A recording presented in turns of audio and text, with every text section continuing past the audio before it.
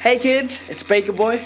I'm a proud young man all the way from the Northeast Island, top of Australia in the Northern Territories, in a community called Millingimbi and Menangrida. Come with me on a trip to find out about water, how it comes from the clouds into your drinking cups, and how we've been looking after it for a long time, and how you can look after it and get your community to look after it as well. These videos are called That's My Water. So check it out because it's gonna be fun.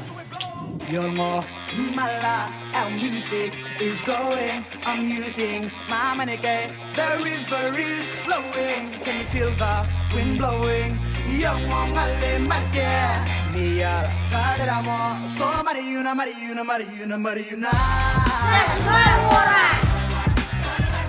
This video is called Water is Our Story. It helped shape the culture for a long time.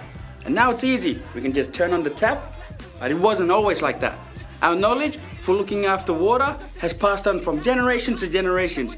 Waterless people live on country. No water, no life. In this video, you're gonna hear stories from the Jawoyn, Larrakia and Arrente people. Over to you, mob.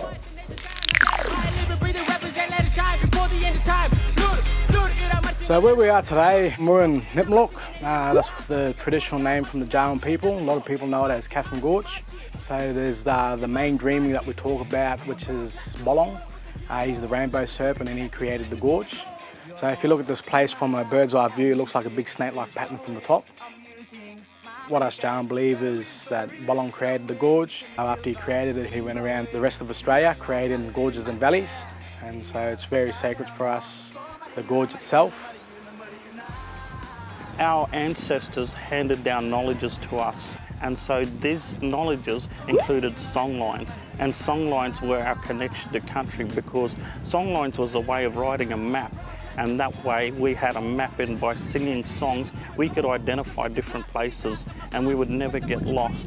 And what was really important was that we could travel from one place to another and still find fresh water. Arrente people would go down to the riverbed and start looking around the special areas to dig for soak and dig in and let the water rise and put rocks around it. Our people were very knowledgeable. They knew where to go and find water.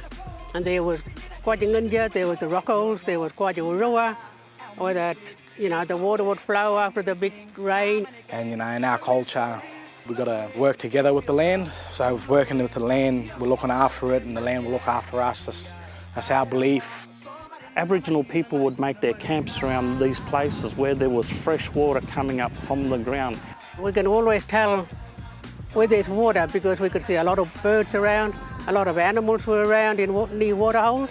And so this is really important to remember because in the old days, we didn't have shopping centres, we didn't have taps, and so we had to live around places where there was access to fresh water because not only was fresh water our bringer of life, but it also attracts animals.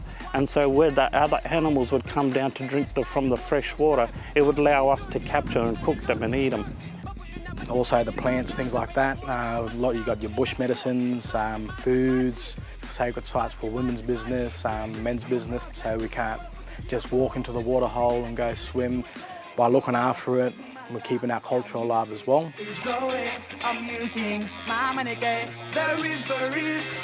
Growing up here, I was taught my culture from my grandfathers, our way of life, how we live, how we respect the land around us, what's around us, things like that. Now it's my turn, look after the place, pass all my knowledge on that I was taught, and yeah. Wow! How amazing were those stories from all the family up that way? Now kids, what stories and knowledge has passed on to you and how water shaped your life in your community? I'll catch you on the other side.